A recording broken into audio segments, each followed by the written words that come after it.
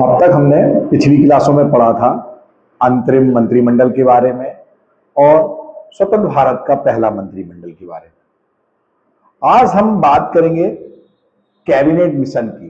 Cabinet mission इसलिए महत्वपूर्ण है क्योंकि जो भारतीय संविधान सभा का निर्माण हुआ वो कैबिनेट मिशन के आधार पर ही हुआ था और इसी मिशन की संस्तुति के आधार पर संविधान सभा निर्मित हुई और जिसने हमारे लिए संविधान का निर्माण किया।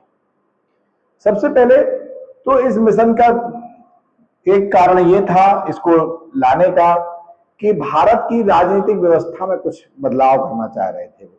अंग्रेजों का मानना था कि कुछ राजनीतिक व्यवस्था में बदलाव किया जाए और ये कैबिनेट मिशन जो था वो 3 सदस्यीय था। 3 सदस्यीय आयोग था ये, जिसमें 3 सदस्य थे सर लॉर्ड पैंथिक लॉरेंस, दूसरे थे स्टैफोर्ड क्रिप्स और तीसरे थे एबी अलेक्जेंडर।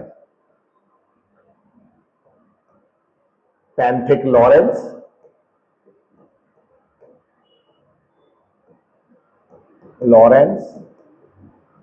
दूसरे थे स्टैफोर्ड क्रिप्स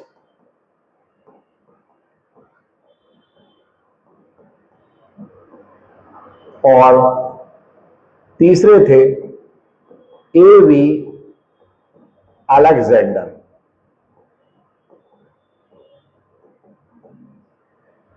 ये तीनों कैबिनेट मिशन के सदस्य थे और इनके द्वारा ही कैबिनेट मिशन लाया गया। ये ब्रिटिश मंत्रिमंडल के सदस्य भी थे। हम इस मिशन की कुछ विशेषताओं के बारे में बात करेंगे और खास तौर से जानेंगे कि भारतीय संविधान सभा का निर्माण इसने किस तरीके से किया। सबसे पहली अगर विशेषता की बात करेंगे अगर हम इस अधीन कैबिनेट मिशन की, तो ब्रिटिश भारत और देशी रियासतों को मिलाकर एक भारतीय संघ गठित करने की बात कही। कैबिनेट मिशन ने ब्रिटिश भारत और देशी रियासतों को मिलाकर एक भारतीय संघ बनाने की बात कही।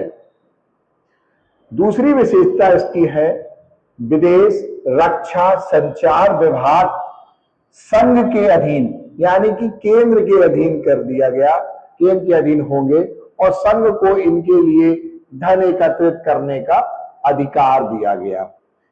संघ को विदेश, रक्षा और संचार विभाग संघ के अधीन कर दिए गए और संघ को इनके लिए धन एकत्रित करने की एक प्रकार से अधिकार दिया गया। तीसरी विशेषता की अगर हम बात करें कैबिनेट मिशन की, तो संघ की अपनी एक कार्यपालिका और विधायिका होगी। कार्यपालिका होगी और विधायिका होगी जिसमें ब्रिटिश भारत और देशी रियासतों के प्रतिनिधि शामिल होंगे।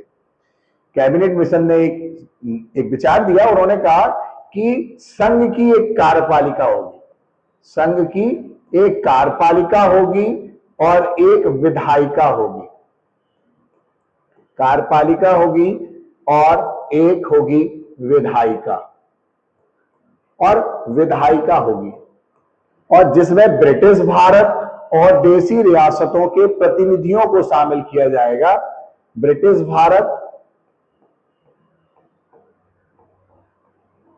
भारत और देशी रियासतों के प्रतिनिधि को शामिल किया जाएगा कि प्रतिनिधि इसमें पार्टिसिपेट करेंगे या भाग लेंगे। अगली विशेषता की अगर हम बात करें इस कैबिनेट मिशन की, तो कुछ प्रांत मिलाकर अपने अलग अलग समूह बना सकते हैं, यानी कि कुछ प्रांतों को अधिकार दिया गया कि वो आपस में मिलकर अलग अलग समूह का निर्माण कर सकते हैं।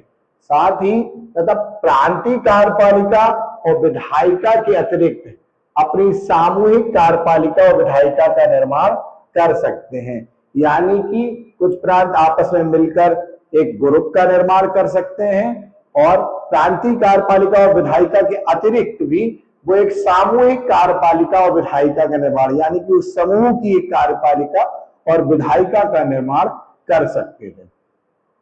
अगली विशेषता की बात करेंगे तो भारत पर ब्रिटिश सरकार की प्रभुसत्ता को समाप्त कर दिया गया, पूरी तरीके से जो ब्रिटिश सरकार की प्रभुसत्ता है उसको इस कैबिनेट मिशन के द्वारा पूरी तरह से समाप्त कर दिया गया। भाई अगली विशेषता है कैबिनेट मिशन की कि भारतीय रियासतों को यह छूट होगी कि वह संघ में सम्मिलित हो या स्वतंत्र रहें। भारतीय जो रियासतें थी उनको ये स्वतंत्रता दी गई थी कैबिनेट मिशन के आधार पर कि वो या तो संघ में शामिल हो सकती हैं या वो स्वतंत्र हो रह सकती हैं।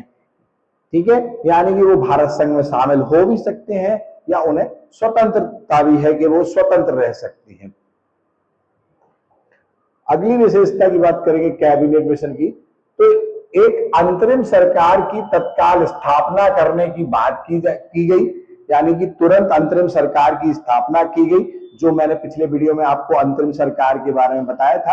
अंतरिम सरकार का सीधा सीधा मतलब होता है टेम्परेरी या कुछ समय के लिए किसी सरकार का गठन करना। वो कुछ समय के लिए होती है, फिक्स नहीं होती है कि लंबे समय तक हो, केवल एक प्रकार से कार्यवाहक सरकार होती है जिसे भारत के सभी, एक अंतरिम सरकार की तत्काल स्थापना की जाएगी और जिसे भारत के सभी प्रमुख राजनीतिक दलों का समर्थन प्राप्त होगा, यानी कि जो भारत के तत्कालीन समय में प्रमुख राजनीतिक दल होंगे उन्हें उनका समर्थन प्राप्त होगा इस तत्कालीन सरकार को, यानी कि अंतरिम सरकार को। अंतरिम सरकार को प्रमुख राजनीतिक दलों का समर्थन प्राप्त होगा और उनसे ही निर्मित होकर एक अंतरिम सरकार का गठन किया जाएगा। कैबिनेट मिशन की अगली विशेषता की बात करेंगे तो संविधान बनाने के लिए संविधान सभा का निर्वाचन शीघ्र होना चाहिए, यानी कि इसके द्वारा संविधान सभा के निर्माण की बात की गई।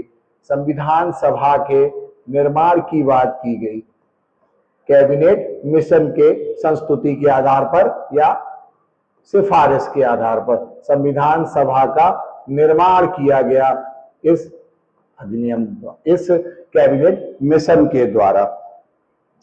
मूल रूप से अगर हम बात करें तो इस अधिनियम ने एक तो तत्कालीन सरकार यानी अंतरिम सरकार की बात कही और सबसे महत्वपूर्ण संविधान सभा के निर्माण की बात भी इसी मिशन में कही गई बात। और कैबिनेट मिशन की संस्तुति या सिफारिश के आधार पर ही बाद में एक संविधान सभा का निर्माण किया गया जिसमें लगभग 389 सदस्य थे और अन्य लोग भी थे। ठीक है, आगे एक बात करेंगे संविधान कैबिनेट मिशन की। तो प्रारंभ में कांग्रेस और मुस्लिम लीग ने दोनों ने ही कैबिनेट मिशन प्लान को स्वीकार किया था। ठीक है, किंतु बाद में मुस्लिम लीग ने इसे अस्वीकार कर दिया क्योंकि उनको पाकिस्तान चाहिए था और वो पाकिस्तान की लगातार मांग कर रही थी और पाकिस्तान के निर्माण के लिए उन्होंने 16 अगस्त 1946 को प्रत्यक्ष कार्यवाही आरंभ कर दी या प्रत्यक्ष कार्यवाही दिवस भी मनाया उस तारीख को। तो एक प्रकार से कांग्रेस ने तो कैबिनेट मिशन एक प्रकार से थोड़ा स्वीकार भी किया, मुस्लिम लीग ने इसको स्वीकार कर दिया क्योंकि वे अलग से मांग कर रहे थे एक अलग संविधान की पाकिस्तान के लिए। ये कुछ महत्वपूर्ण बिंदु थे कैबिनेट मिशन से संबंधित।